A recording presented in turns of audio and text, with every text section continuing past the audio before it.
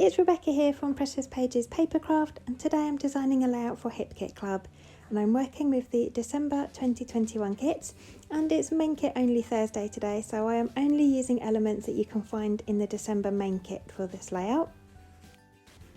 And I had a DT prompt to include some origami on my page, which was right up my street. I love sort of paper folding and origami, and I've made a lovely little origami bow for my layout using one of the patterned papers. I will pop a link in the description box below to the tutorial video I used. I found a tutorial on YouTube, I think it was about 7 minutes long, and it was really simple to make this bow, and I think it's a really pretty bow. I really love how that looks. So I had the idea that I kind of wanted to make almost like a wreath layout today. So I've cut a hexagon from one of the patterned papers. I absolutely loved the ombre effect on this paper. It's kind of like a peachy colour at the top going down into like a minty green and blues at the bottom. So I've cut a large hexagon from that. I've distressed all of the edges with like an edge distressing tool, and I've also added a line of white stitching all the way around the edge. And that's kind of going to be the basis for my wreath. So I'm going to have my origami bow sitting up the top there, and I'm going to kind of try and embellish tone on this layout. So you've got the peachy colours in my hexagon at the top, so I've used one of the peach patterned papers to make my bow. And then coming down to the bottom, you've got the blues.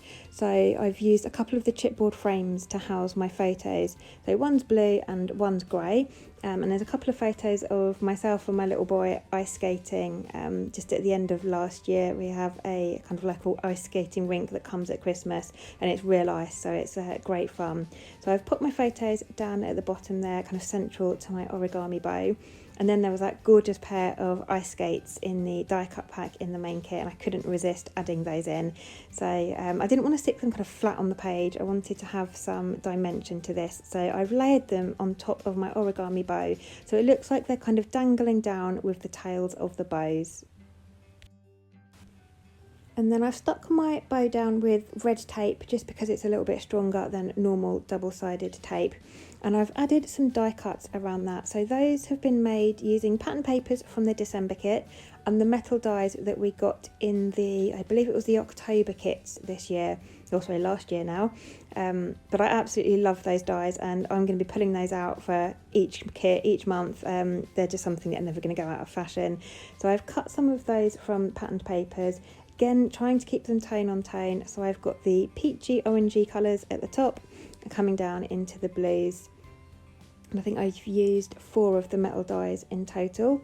And I've got that gorgeous little fox there over on the right. I really wanted to get him on this page, really kind of wintry looking fox, but I just couldn't find a place where I was happy with him. I faff around with him for ages, move him to several different places. I loved that he was kind of peachy coloured with blue clothes on, like blue hat and blue jumper, so he worked with my colour scheme perfectly. Just couldn't find the right place for him, so unfortunately he does get axed in a minute. But I do try quite hard to get him on. Bless him, he'll have to go on another layout. But I'm just sticking down my die cut leaf sprigs at the moment, and I'm just applying some glue just to the very ends of those, like kind of like where the branches are, or the root part, so that the rest of it can be flapping free. I will add some foam pads behind the bigger ones, but the rest I just want to have them loose so that they can add some texture in, give the page sort of a bit of bounce and movement so that it's not all flat to my wreath. So it makes it look quite realistic.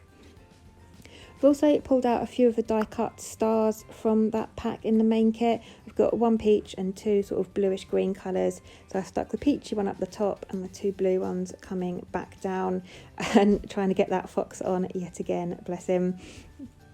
I'm now going to add some of the puffy stickers in, and I absolutely adore these. I think they are so pretty, and the whole sheet is kind of like an ombre effect. So I've used the one that says winter for my title, and I couldn't really find a nice place for it. I wanted it to sit within my wreath and not just be kind of plonked on the white cardstock. So I actually decided to place it on top of my origami bow, which I wasn't sure of at first, but actually I really liked how it looked. It just brings a bit more dimension in, it's a bit more interesting. So I've got that popped up the top there, and I also added a couple of holly sprigs either side of that origami bow, and then a couple of blue leaves down the bottom with my blue clusters.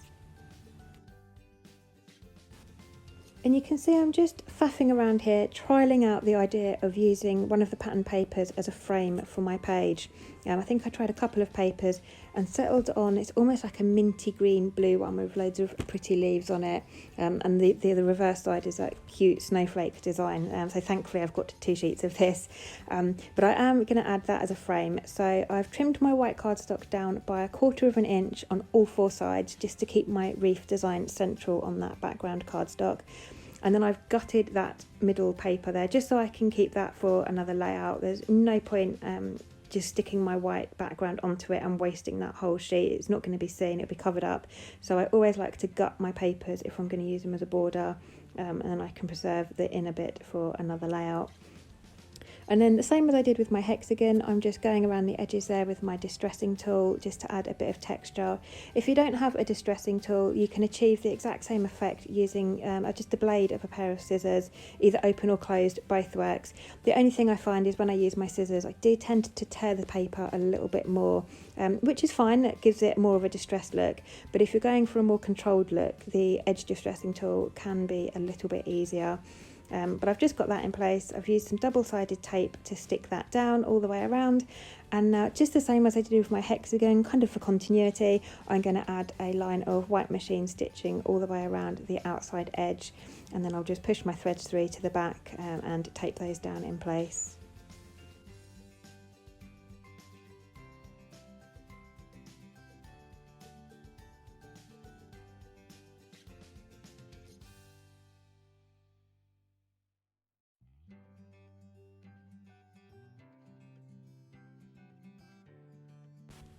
So there we go, that's that finished, and I'm just using my fingertips there just to distress the edges and ruffle them up a bit more to bring in a bit more texture, and I've got some close-ups for you, but that is my layout done using the main kit only from December. It's a really pretty kit. I think my favourite thing from it has to be those puffy stickers with the ombre effect. They're just so pretty, and thankfully I've got loads left for other layouts, so I think I'll be using those on every layout this month.